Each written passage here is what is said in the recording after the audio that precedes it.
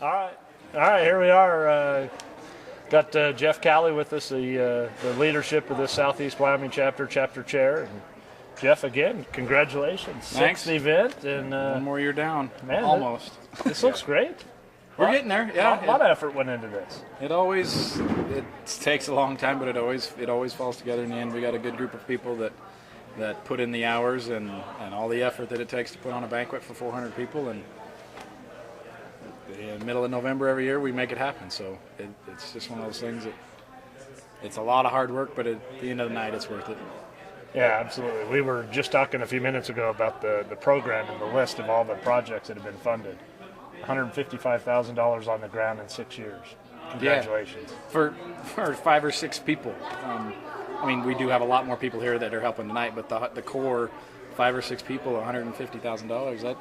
That's no chump change. It's not a million, but it's certainly not bad. Yeah.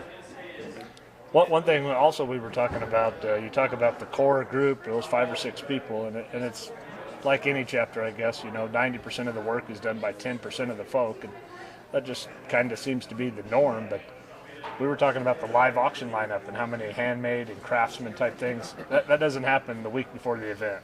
Well, actually, oh, really? It ends up happening the week before.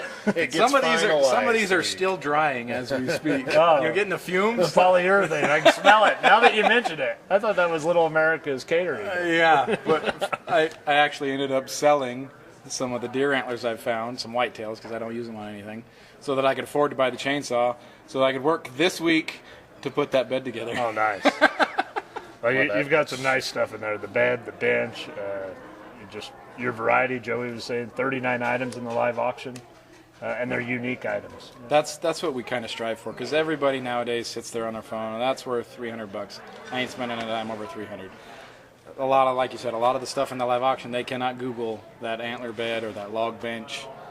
They can't Google it, so they have to get involved and get in the auction, and then most all of it is 100% donated by us. So that money is going straight to the ground. So that's one thing we try to do. We try and always make the banquet a little bit different than any other banquet in town, so the people are engaged and like what they see and want to come back. Tell me about the snowblower. That's a giant snowblower. Shane's son, Cody, was doing some landscaping work for a guy, and he said, was cleaning out his garage while he was there or something, and said, yeah, I wish I could find a nonprofit where I could get rid of some of this stuff. And Cody goes, I got the place. I got the place. And here it is, a snowblower and a wood chipper in our live auction. Just because never seen that before. Never used it. So that snowblower, you could put that on the interstate. That thing's huge. Yeah, if it were yellow, it'd be wide-eyed. Yeah. I think it's kind of ironic because I kind of use your guys' chapter and the stuff that you have in your live auction to kind of give a lot of other chapters ideas as far as, think outside the box. This is what you guys could have in your live auction, just like you said, where somebody can't sit there and Google it and look up the price tag and know that that's what they're going to bid on it. So you guys do a tremendous job with the unique stuff, and I think that kind of puts you guys over the top with a lot of that type of thing. So sure. Yeah, I think you do a great job. You're a good champion for this effort. You help further the mission in this part of the state, and it's well appreciated and it's working. And we were commenting before you sit down that we see all of these events, but the one thing that stands out to us is the organization of this event. It's you got every I dotted and T crossed. I know at the end of the night you're gonna be like, how do we miss that? And that just happens, but you can tell the preparation and the planning that goes into this event. We tried, because the first couple of years it was helter-skelter and nobody knew which end was up, and nope. What's the biggest challenge you still see, Jeff, with doing this now 6 years? Selling tickets. Cheyenne has a banquet every single weekend, so we're competing with the Quail Forever banquet that was here last Saturday. Quail don't exist in Wyoming, but there is a banquet here, and we're competing with it because people told us, well, I can't go to 2 banquets 2 weekends. So sure. I already bought tickets to the Quail one. I can't make it to yours. So we are down 50, 60 people this year. But like I said, there's so much to compete with here in Cheyenne that it's just hard to stay on people's radar so that they say no to that banquet, saving money for ours. We're still tweaking this year. We did banners instead of traders ads. We still did our radio ad, which doesn't seem to drum up. Facebook seems to help us out a lot, but it's still word of mouth and getting folks that heard about us and want to be at this banquet instead of any other. That's our core group of people, but there's so many banquets, it's hard here in Cheyenne.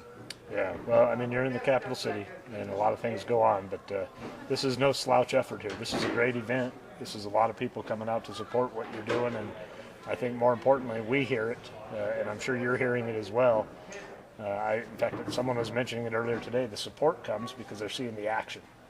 And that's where the value really is that they know where their dollars are going, and they know that you're making a difference. So, again, kudos on that. You're wearing a ball cap that's pretty important for tonight. Those folks are going to be here, but talk about the Pathfinder Ranches and the big fencing project that went on earlier this summer. Been friends with an employee at Pathfinder Ranches for a lot of years, and he and his group of employers, I guess, heard about us, and I think Joey coined the frame a long time ago, join the group that gets shit done. He did coin that. They are the exact same way. They have all these projects they want to do, and they end up having to jump through all the BLM and state land red tape to get things done. They like that we show up, 40 of us show up in the middle of freaking nowhere when it's 90 degrees to take out some miles of old sheep fence and put it up wildlife friendly so deer and elk can cross it from their calving grounds back up to summer or on their way down to winter grounds. That project, I don't remember the actual miles, maybe it was 2 miles of that fencing, but it's right in a migration corridor for those elk coming downhill and deer coming downhill or vice versa.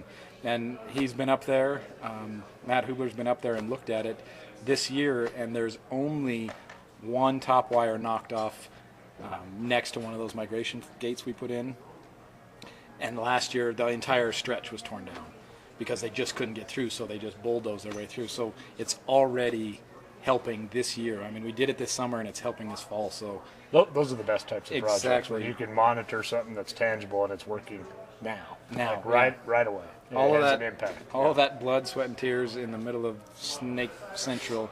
August. It was a little warm. It was a little warm. 90. At least it was a dry heat. Yeah, Yeah, it was a dry. it was a dry heat.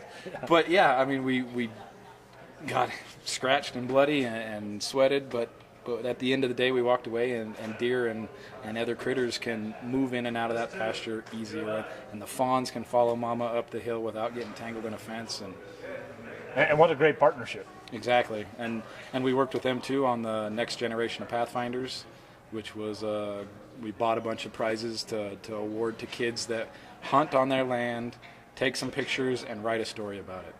And in them doing that, they get in the running. We don't have very many this first year, but I think it'll build because people just didn't know enough about it to put in for some of those areas. And because if you have your favorite area, it's hard to, on a whim, let's go over here. Let's try something new. It's hard to convince people to do that, but I think we'll start to gain some traction and get those kids involved. And my daughter was going to do it, but volleyball won this year, so I hunted by myself. Yeah. But maybe next year or the year after that. But just getting kids to go out and pay attention to their surroundings and take it in when they're standing on top of a mountain by themselves. I mean, mom or dad with them. I always remind my kids, look where you are. They're crying because they just had to climb a mountain, but look where you are. Yeah, appreciate this. Any one of the kids in your class is sitting there playing a game, and you are on top of a mountain. On top of a mountain, having that. Yeah. That's awesome to me. To get and my they may kids not there. get it at this age. Probably but, not. But it will. It'll be in their mental Rolodex, and it'll come back, and they'll be like, remember Dad used to say, look where you're at? You're on the top of the mountain? Yeah, that's good stuff, man. Yeah. Again, congratulations. It's going to be a Thanks. great night. It's going to be a lot of fun. People are going to have a good time. They always do at this event. They win great prizes. And I'm excited to see what you guys are going to do with the revenue and make more impact on the ground. Yeah, and then it's like we ended up getting a commissioner's tag finally this year from a commissioner, and Commissioner Crank. I was telling, and he'll be here tonight, and I was telling Shane, if we weren't on the map before, this is going to help. Just getting our name out there in that arena of people with that kind of coin. And ability to make things happen. And being able to move, like you say, move that needle forward now instead of 6 years from now when all the studies have been done. Let's go do it now. We know what's right and wrong, and let's go build something now make a difference today instead of tomorrow or 3 years from now. Any more concerns before the doors open and the public start trickling in here in about 30 minutes? Nope, I think we're lined out. I just got to go get out of this dirty shirt. Yeah. Jeff, thank you again All right. for what you do. Take care. Thanks, man. Thanks. Yeah. Thanks, man.